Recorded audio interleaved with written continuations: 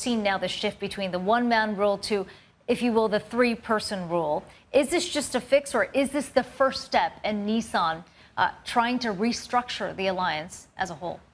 I think it's clearly the first step in trying to restructure the alliance. We see that recent history has shown that the French have been unhappy with the situation. Macron tried to take more control a little while ago.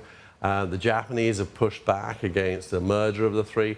And when you look at what's going on, there's been a long history in Japan of people managing their tax affairs discreetly and constructively, money being paid over on top of the table and money being paid under the table, stroke offshore to reduce tax bills. I think this is a complete stitch-up. This is not to say that what Carlos Ghosn did was possibly unethical, but I just do not believe that the board did not know what was going on. How can anyone not notice that the private jet was being flown around all over the place? When you say a stitch-up, you're talking specifically about the allegations against Carlos Ghosn.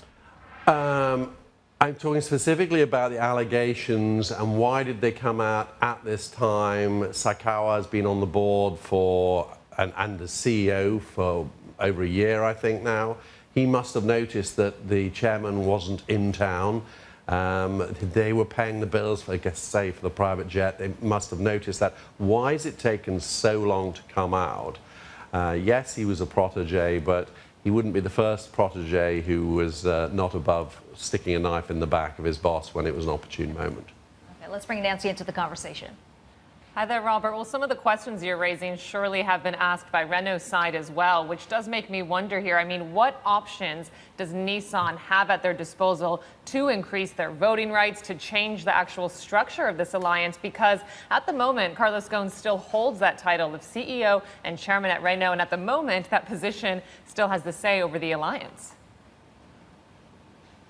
Yeah, well, that's why I think it's the first step in trying to get him off the board. If he does end up going to jail, it will be very, very difficult for him to stay in his current position.